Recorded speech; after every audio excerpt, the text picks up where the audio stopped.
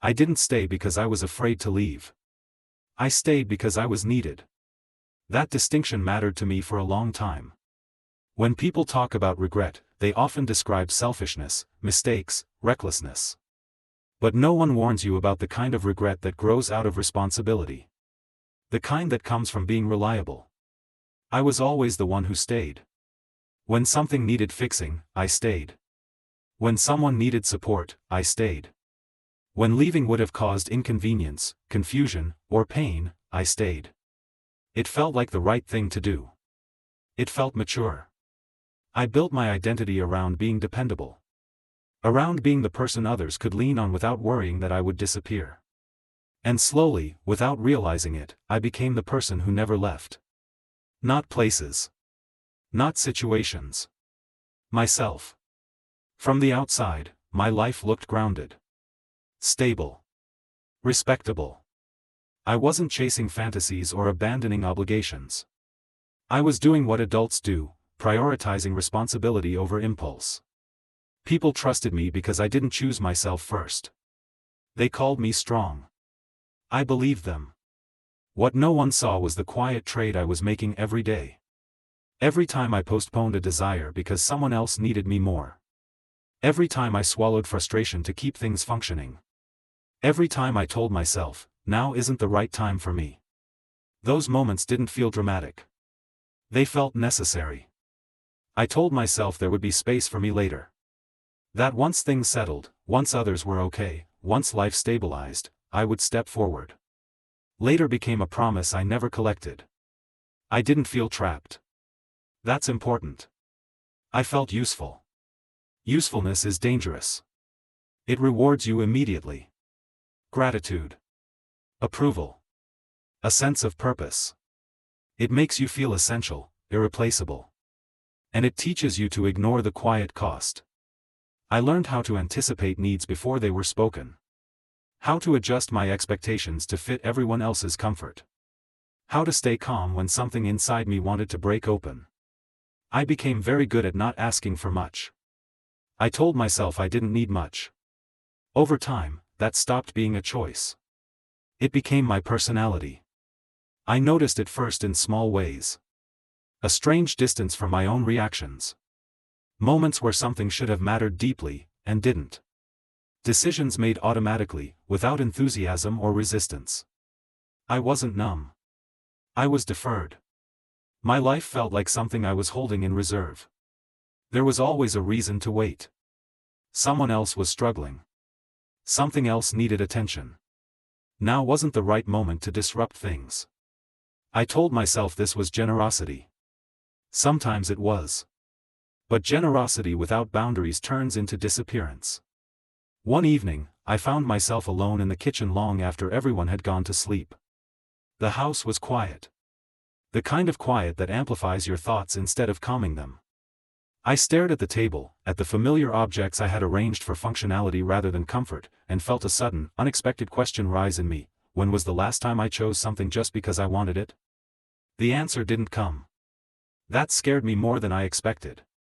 I tried to remember a moment when I had said yes to something that complicated other people's lives instead of simplifying them. A moment when I allowed myself to be inconvenient. Nothing surfaced.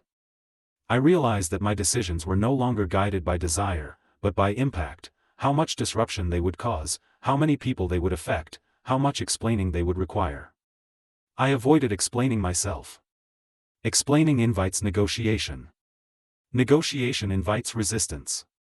So I stayed quiet. Staying quiet kept the peace.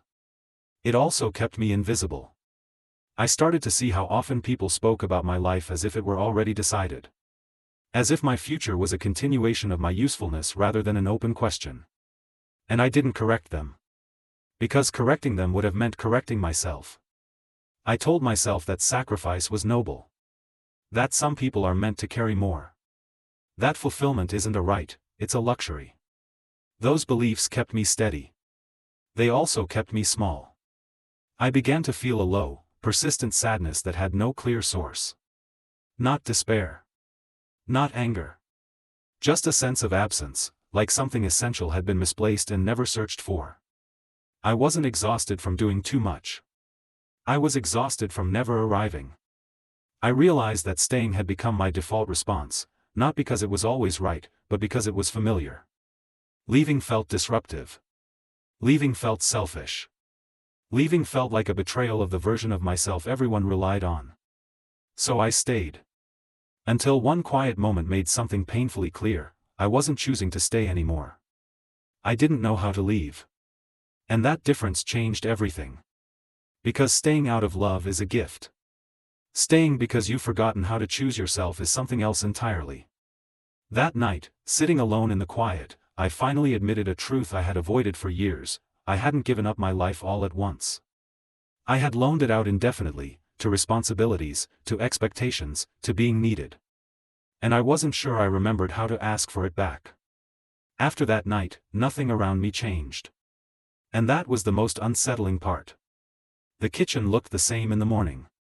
The routines resumed. Messages arrived. Needs appeared, as they always did. Life continued to request my presence in familiar ways. I responded automatically. Habit is powerful. It can survive revelations without flinching. I told myself that awareness alone was progress.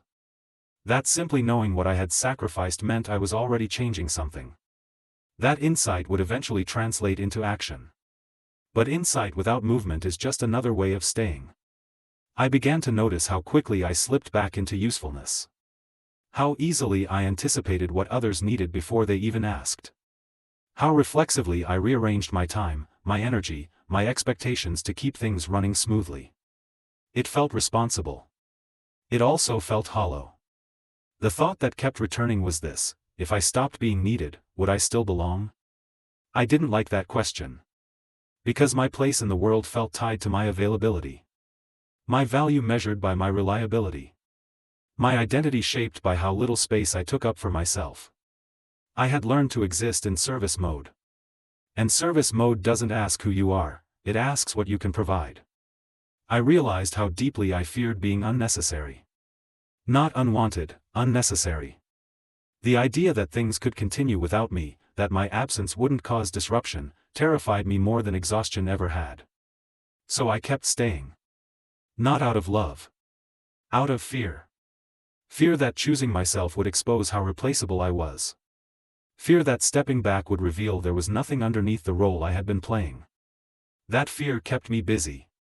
Busy enough not to notice how much resentment had quietly accumulated. I never expressed it outwardly. I didn't snap or complain. I didn't make demands. The resentment lived inside me, unspoken, shaping my reactions in subtle ways. I felt it when someone assumed I would handle something without asking. I felt it when my time was treated as flexible by default.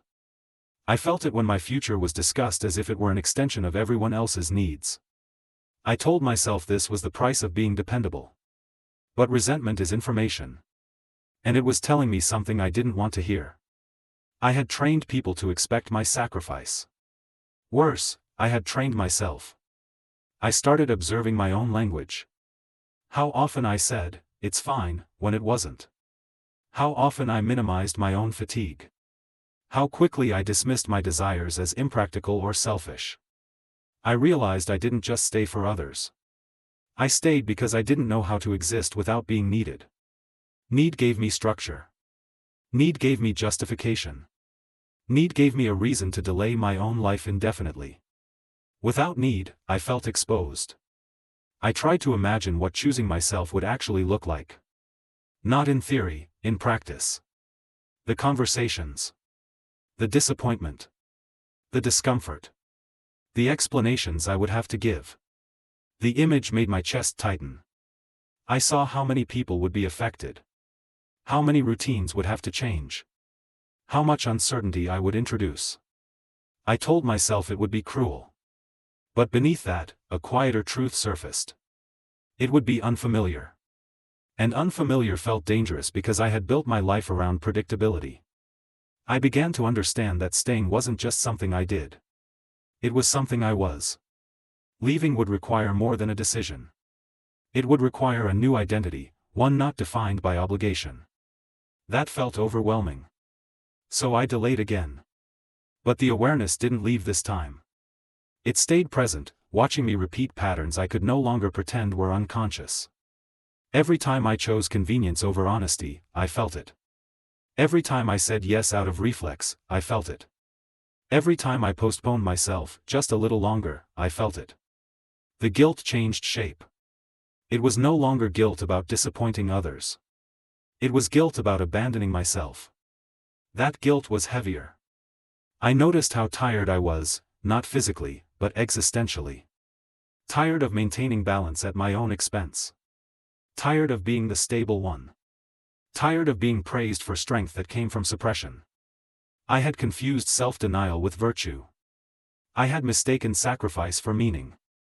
One evening, I tried to remember the last time someone asked me what I needed, and I answered honestly. I couldn't. Either no one asked, or I deflected when they did. I had become unreachable even to myself. That realization hurt more than any external conflict ever could. Because it meant no one had taken my life from me. I had given it away, piece by piece, in the name of responsibility. I began to see how staying had gradually turned into avoidance. Avoidance of conflict. Avoidance of disappointment. Avoidance of the possibility that choosing myself might not lead to gratitude or understanding.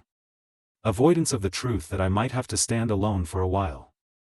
That was the part one feared most. Not loneliness. Uncertainty without applause. I started to understand why people stay in roles that drain them. Why they carry burdens they resent. Why they tell themselves stories about duty and sacrifice. Because stepping out of those roles forces you to confront a terrifying question: if I'm not needed, who am I? I didn't have an answer. But I was starting to see that staying didn't give me one either. It only delayed the question. And the longer I delayed it, the heavier my life felt. I wasn't breaking down. I was waking up, slowly, unwillingly, without drama. And waking up meant I could no longer claim ignorance. The life I was living depended on my silence. And I was getting tired of keeping it intact. I didn't know yet how to leave. But for the first time, I admitted something that changed the balance completely: staying wasn't keeping me safe anymore. It was keeping me absent. And absence, I was starting to realize, is not a neutral state. It's a slow erasure. I thought leaving would look like a decision. It didn't. It looked like hesitation that finally stopped apologizing for itself. For a long time, I waited for a moment when staying would clearly become wrong. Something undeniable. A crisis big enough to justify choosing myself without guilt. That moment never came. What came instead was a quiet understanding: nothing dramatic was going to save me from myself. If I wanted my life back, I would have to take it, without permission, without applause, without certainty. That realization terrified me. Because for years, my sense of worth had been built on being needed. On being reliable.